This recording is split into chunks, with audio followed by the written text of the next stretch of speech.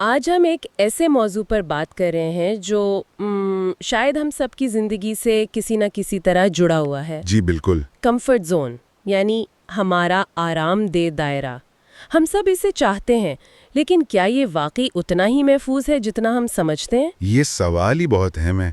ہم سب کو ایک محفوظ جگہ چاہیے ہوتی ہے، لیکن اکثر وہی جگہ ہماری ترقی کی راہ میں ایک رکاوٹ بن جاتی ہے۔ بالکل۔ آج کی ہماری گفتگو ڈین مارٹل کی ایک یوٹیوب ویڈیو کے متن پر مبنی ہے، جس کا مرکزی خیال ہی یہی ہے کہ بے آرامی کو گلے لگا کر اپنی اصل صلاحیتوں کو کیسے جگایا جائے۔ تو آئیے اس میں ذرا گہرائی سے اترتے ہیں کہ یہ آرام دہ دائرہ جو بظاہر ہمیں تحفظ دیتا ہے، کیسے ایک پوشیدہ خطرہ بن سکتا ہے۔ ویڈیو کا آغاز ہی ایک بہت چونکا دینے والے جملے سے ہوتا ہے، آرام حفاظت نہیں بلکہ بھیز بدلے ایک سست موت ہے۔ یہ تو بہت سخت بات ہے نا، سست موت۔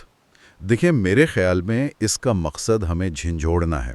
یہ اس نفسیاتی جال کی طرف اشارہ کر رہا ہے جہاں ہم مشکل کاموں کو کل پر ٹالتے رہتے ہیں۔ ہاں، وہ کل جو کبھی نہیں آتا۔ بالکل، اور ہم غیر محسوس طریقے سے ایک ہی جگہ رکے رہ جاتے ہیں۔ تو ہاں، اس لحاظ سے یہ صلاحیتوں کی ایک سست موت ہی ہے۔ صحیح۔ اچھا، اس میں ایک اور بات ہے جو مجھے بڑی دلچسپ لگی۔ وہ کہتا ہے کہ مشکل کاموں کو کرنے کے آسان طریقے تلاش کرنا بند کرو۔ لیکن ہمیں تو ہمیشہ یہی سکھایا جاتا ہے کہ ورک سمارٹر ناٹ ہارڈر۔ تو ان دونوں میں توازن کیسے پیدا کیا جائے؟ یہ ایک زبردست نقطہ ہے۔ دیکھیں، مارٹیویل کا پیغام لائف ہیکس کلچر پر ایک طرح کی تنقید ہے۔ نفسیات میں ایک تصور ہے، مطلوبہ مشکل۔ مطلوبہ مشکل؟ جی، مطلب یہ کہ ہم کوئی چیز بہتر طریقے سے تب سیکھتے ہیں جب سیکھنے کا عمل تھوڑا مشکل ہو۔ اچھا۔ تو مارٹیل اسی اصول کو صرف سیکھنے پر نہیں بلکہ پوری زندگی پر لاگو کر رہا ہے۔ اس کے مطابق جب ہم جان بوجھ کر مشکل راستہ چنتے ہیں تو ہماری ذہنی اور جذباتی نشوونما زیادہ ہوتی ہے۔ یعنی ترقی کے لیے تھوڑی بہت رکاوٹ ضروری ہے، لیکن کیا اس کا مطلب یہ ہے کہ کمفرٹ زون کی کوئی اہمیت ہی نہیں؟ مطلب ہر وقت بے چینی؟ اس سے تو برن آؤٹ بھی ہو سکتا ہے نا؟ نہیں، آپ نے بالکل صحیح سوال اٹھایا ہے۔ یہاں توازن بہت ضروری ہے۔ ماخذ کا مقصد یہ نہیں کہ ہم کبھی آرام نہ کریں، بلکہ یہ ہے کہ ہم آرام دہ دائرے کو اپنی مستقل رہائش گاہ نہ بنا لیں۔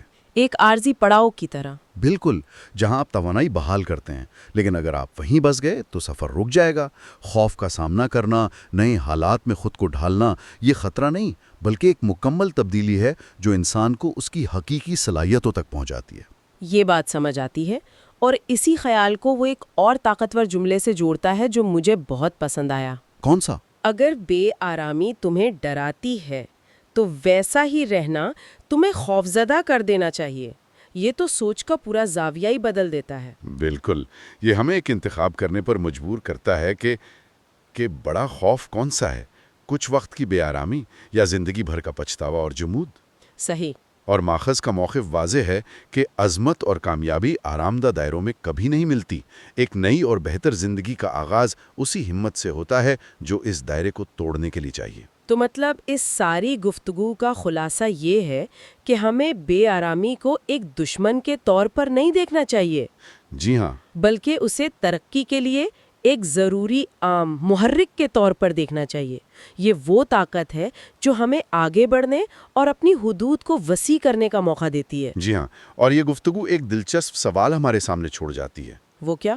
اگر آرام دہ دائرے کو توڑنا ہی ترقی کی کنجی ہے تو کسی کی زندگی میں وہ پہلا چھوٹا بے آرام قدم کیا ہو سکتا ہے جو سب سے بڑا فرق ڈال سکتا ہے؟